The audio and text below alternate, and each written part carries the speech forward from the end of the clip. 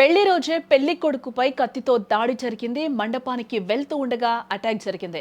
దాడిలో వరుడికి తీవ్ర గాయాలైనట్లుగా కూడా తెలుస్తోంది. పెళ్లి కుమార్తె దాడికి సూత్రధారిగా కూడా తెలుస్తోంది. ఇక్కడ ప్రియుడితో ప్లాన్ వేసి అమలు చేసినట్లుగా సమాచారం. దొంగ ఏడుపుతో నిందితురాలు దొరికిపోయింది.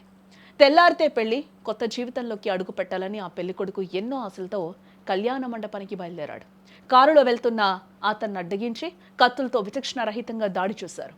పెళ్లి కొడుకుపై దాడి చేయడం, దీంతో పెళ్లిపీటలు ఎక్కాల్సిన అతడు ఆసుపత్రి బెడ్ ఎక్కాడు.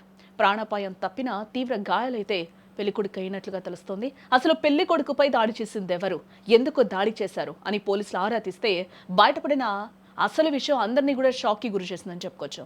ఆ విషయం విని పెళ్లివారే కాదు, మీరు కూడా షాక్కి గురవుతారు.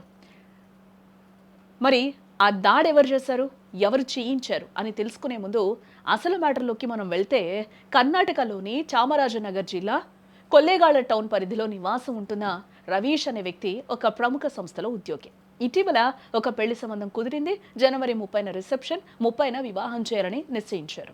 రిసెప్షన్ కోసం ఉత్సాహంగా కారులో వెళ్తున్న రవీష్ను ముగ్గురు దుండగులు మరో కారులో వెంబడించి అడ్డగించడం జరిగింది. కారులో నుంచి కిందకు దించి కత్తులతో పొడిచి రక్తపు మడుగులో వదిలేసి పరారయ్యారు అక్కడి నుంచి.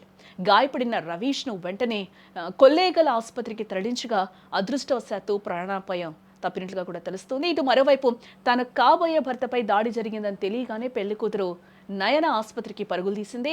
అక్కడ అందరి ముందు కూడా బోరున విలపించింది. అయితే ఆమె ఏడుపులో ఎక్కడో ఏదో తేడా ఉందని గమనించిన పోలీసులకు అనుమానం కలిగింది. పైకి అమాయకంగా కనిపిస్తున్న నయన వెనుక ఏదో బలమైన కారణం ఉందని పోలీసులు కూపిలాగడం మొదలుపెట్టారు. పోలీసుల విచారణలో దిగ్భ్రాంతికరమైన విషయాలు వెలుగులోకి వచ్చాయి. అసలు ఈ హత్యాయత్నానికి స్కెచ్ వేసింది మరెవరో కాదు, సాక్షాత్తు కాబోయే భార్య నయననే. తనకు ఈ పెళ్లి ఇష్టం లేకపోవడంతో ఎలాగైనా పెళ్లిని ఆపేయాలని తన ప్రియుడు దర్శన్తో కలిసి ఈ ప్లాన్ వేస్తుంది.